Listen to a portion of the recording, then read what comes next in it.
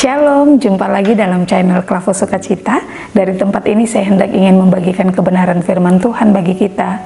Oleh sebab itu firman Tuhan bagi kita Yohanes pasalnya yang ke-20 ayat 24 hingga ayatnya yang ke-29.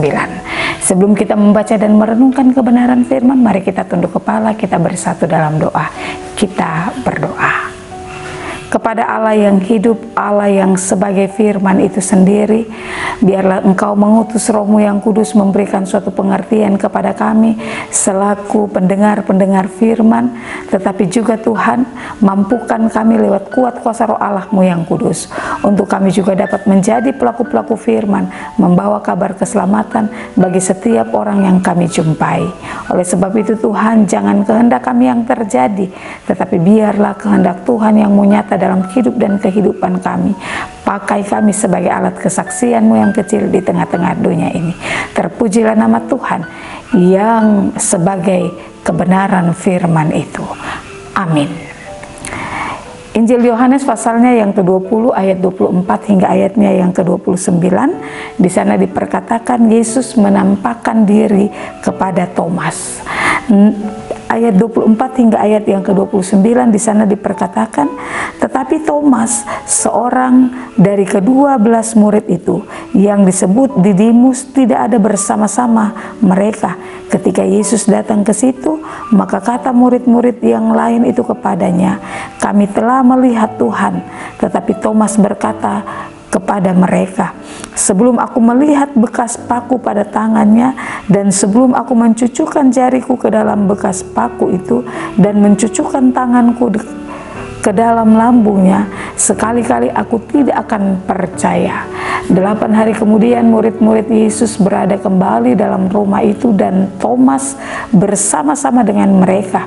Sementara pintu-pintu terkunci, Yesus datang dan ia berdiri di tengah-tengah mereka dan berkata, damai sejahtera bagi kamu.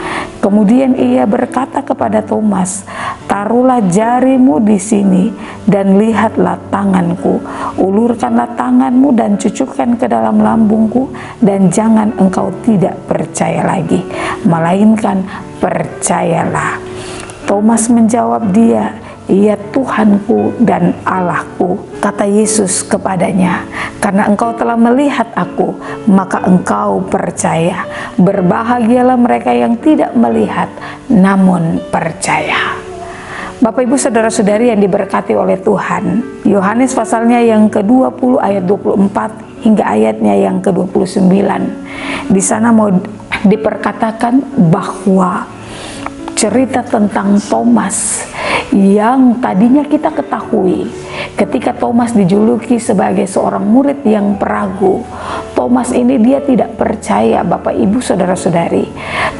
Perkataan Thomas bahwa sebelum Thomas dia mencucukkan jarinya, pada ayatnya yang ke-25 di sana dikatakan Thomas berkata kepada mereka, sebelum aku melihat bekas paku pada tangannya, dan sebelum aku mencucukkan jariku ke dalam bekas paku itu, dan mencucukkan tanganku ke dalam lambungnya, sekali-kali aku tidak akan percaya. Nah Bapak Ibu Saudara-saudari yang diberkati Tuhan, berbicara tentang percaya yang ragu. Nah ini Thomas tidak serta-merta dia mau percaya kepada apa yang menjadi informasi, apa yang menjadi pemberitahuan lewat teman-temannya itu, sebelum dia sendiri melihat Yesus secara langsung. Nah sebelum dia sendiri melakukan tindakan untuk membuktikan bahwa yang dilihat itu adalah benar-benar Yesus yang sudah bangkit, maka Thomas pun harus menyatakan bahwa sebelum aku melihat bekas paku di tangannya, dan sebelum aku mencucukkan jariku ke dalam lambungnya, sekali-kali Thomas tidak percaya. Nah Bapak Ibu Saudara-saudari yang diberkati Tuhan, Ini pertanda bahwa ada sebuah keraguan-raguan yang dilakukan Thomas untuk mempercayai siapa itu Yesus. Padahal Bapak Ibu yang diberkati Tuhan, bahwa kita ketahui Thomas paling lama mengikuti Yesus, dan Thomas juga melihat berbagai macam peristiwa yang sudah Yesus buat. Namun yang menjadi pertanyaan, kenapa Thomas harus ragu? Kenapa Thomas masih tidak percaya? Nah, inilah yang menjadi sebuah pelajaran penting bagi kehidupan kita selaku orang-orang yang percaya. Kita juga mau menjadi murid-murid di masa kini yang mau tetap percaya siapa itu Yesus kita, siapa itu Raja kita, Guru kita yang selalu ada dalam hidup dan kehidupan kita. Mengapa Bapak Ibu Saudara-saudari yang diberkati Tuhan?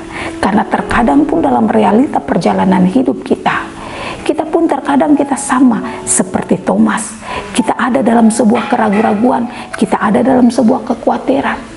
Namun ketika kita benar-benar mau memahami, ketika kita benar-benar mau kenal siapa itu Yesus, siapa itu Tuhan kita, kita pasti akan memahami bagaimana cara Tuhan nyata dalam hidup dan kehidupan kita.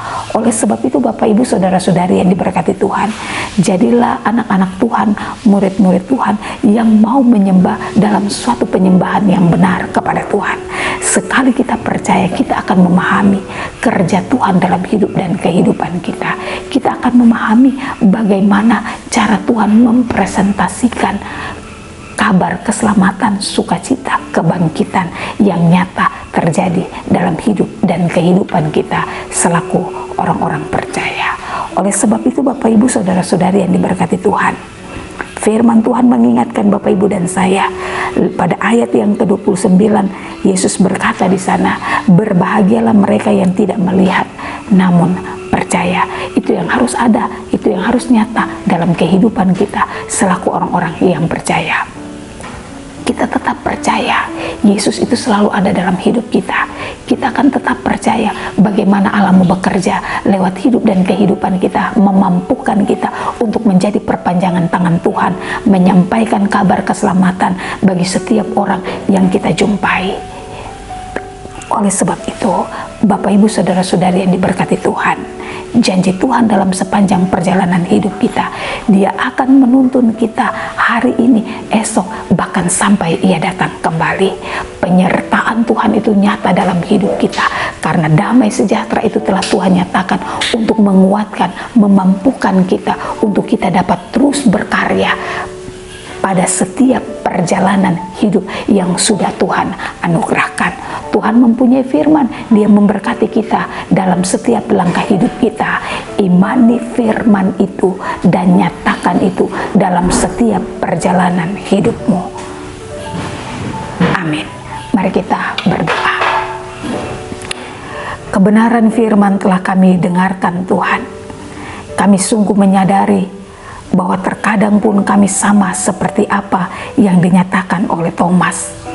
Kami juga terkadang kami penuh dengan keraguan-raguan. Kami penuh dengan kekhawatiran. Kami terkadang berkata, sebelum kami juga melihat, sebelum ada bukti, kami tidak akan percaya. Namun lewat kebenaran firman ini mau menyatakan bahwa kasih Kristus selalu nyata dalam hidup kami. Tuhan terus menuntun setiap perjalanan hidup kami. Ketika kami membangun hidup kami di dalam Tuhan, ketika kami ada di dalam sebuah penyembahan yang benar di dalam Tuhan, maka janji Tuhan ya dan amin dalam sepanjang perjalanan hidup ini. Terima kasih Tuhan, biarlah Engkau terus mengutus Roh-Mu yang kudus, memberikan suatu pengertian kepada kami dalam dunia pekerjaan, pelayanan kami, di tengah-tengah kehidupan rumah tangga kami, dalam setiap sibuk dan kerja kami. Kami mau tetap membangun hidup kami di dalam Tuhan, sehingga iman kami tidak pernah rapuh, iman kami tidak pernah goyah, tetapi iman kami tetap mau terus bertumbuh ketika kami benar-benar mengandalkan Tuhan, dan ketika kami benar-benar membangun hidup kami di dalam Tuhan. Karena ketika kami percaya kepada Tuhan, maka tidak ada yang mustahil. Itu janji Tuhan dalam hidup dan kehidupan kami selaku orang-orang yang percaya. Terima kasih banyak Tuhan Yesus. Demi Kristus yang sebagai kebenaran firman itu, kami berdoa dan kami mengimani dengan sungguh dan benar. Amin. Shalom, Tuhan Yesus memberkati.